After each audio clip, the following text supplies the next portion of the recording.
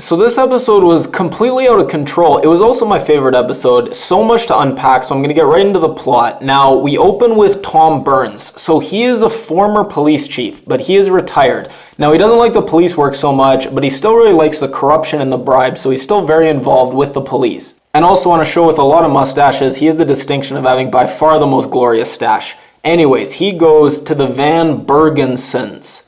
Van Bergens. I don't know, some snooty rich person name. So he goes to them and says, look, it's probably your son, Willand, who's committing all these horrible, heinous murders. We should maybe rein him in a bit before he gets himself in water that's a little too hot. And this scene is very comical because they're doing the classic rich person trope of there's this giant table supposed to symbolize this loveless marriage where the husband and wife are sitting at opposite ends. And Tom Burns is striding back and forth to talk to one person and then the other, this really long table. And then also the Mrs. Van Bergensen, she's fanning herself with this fan when it's clearly not warm at all. So it's clearly this horrible rich person affectation. So then Tom leaves and he goes to meet with Polly and Captain Connor. Now Captain Connor, he's also got a mustache, but more importantly, he has these big red clumps on the side of his face. They're kind of like sideburns, except he's moved them upwards on his face about 8 inches.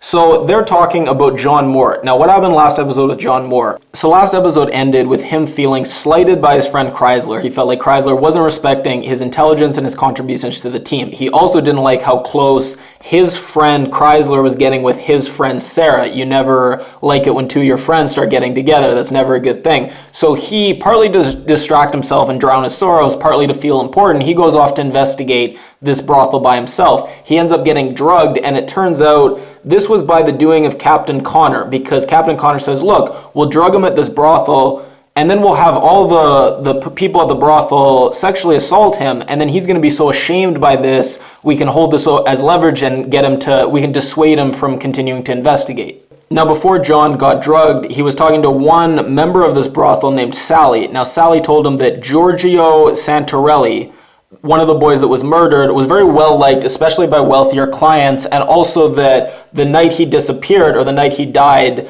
Giorgio went with some client up to this room and then just disappeared. They opened the door and he was gone, even though the room was quite high up, so he couldn't have gone out the window. And then John, right before he awakes from being drugged, he has this horrible nightmare where Sally, the brothel member that he was talking to, turns around and her eyes are gouged out just like the murdered boys are. And we learn some of John's backstory in this episode. It turns out his brother actually accidentally drowned, and now he's estranged from his father. We also learned that his grandmother is Grace Zabriskie. Now, she is a brilliant actress. She was Susan's mom from Seinfeld. She was also on Twin Peaks. I just finished watching that. Really legendary actress. It was really nice to see her in this. Now, another important character is Roosevelt. Understand, Roosevelt is a police chief who wants to clean up corruption, but no one else on the force really wants to clean up this corruption, so he has to do it on the sly, and he has to employ his friends to do it kind of sneakily. And that's why you see him running interference for Kreizler all the time. Now, Roosevelt can't do anything himself, but he can do everything he can to help other people clean up this corruption. And actually, Roosevelt, you are right, he is that Roosevelt. He's Teddy Roosevelt, former US president.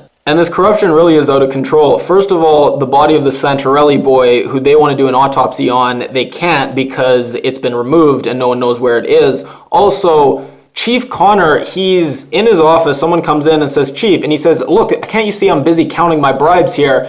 And they say, oh, well, sorry, there's a murder. And he's like, ah, damn it, who's gone and died now? But when they realize it's one of these boys who are at these brothels, for some reason this kicks him into high gear, and suddenly they race over there. And now we have Sarah, icy and robotic as always. Now she goes to a reunion where she's the only unmarried person there, so she's starting to feel a little insecure about having not found someone.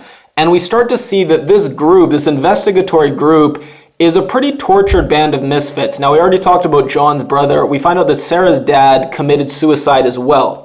And now we get to Kreizler and how not only is he surrounding himself with some pretty damaged people, he's surrounding himself with a lot of murderers. So one of his employees, Cyrus, who Kreizler actually got off for a murder he committed, Kreizler testified for him and testified on his behalf, he asked Cyrus and he says, hey, that was pretty awful when you murdered that guy, right? It was a horrible experience.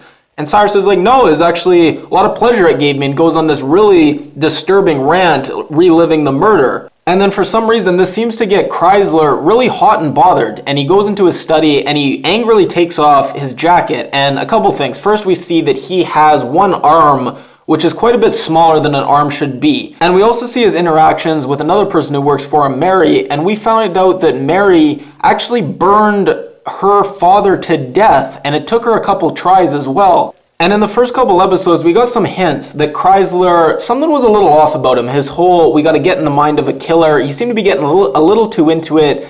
Now the hints are becoming outright red flags where he's talking to John, and John's like, look, this killer we're tracking, he's a horrible, awful human being. And Kreizler's like, hey John, what about you? You know, you're not so perfect either. And John's like, excuse me? And then Kreizler turns to Sarah and is like, how about you, Sarah? How did you cope with your dad's suicide? Just kind of bringing up some stuff you really shouldn't bring up. And John's like, we don't have to listen to this.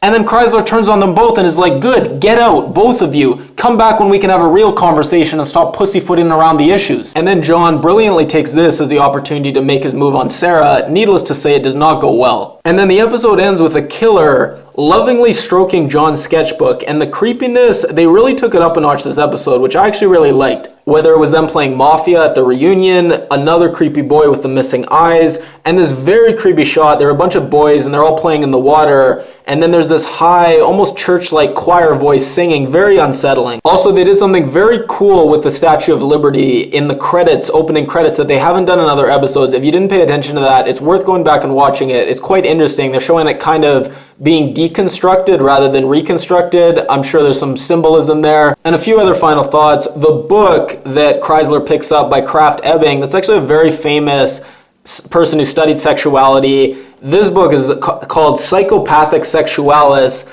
I thought that was interesting. I also, one of the Isaacsons, I think is named Lucius. I think that's the only non-Malfoy Lucius that I've ever seen. And then also the dialogue, sometimes it's just a bit much. At one point, a character actually says, the rich will always choose dead children over social scandal.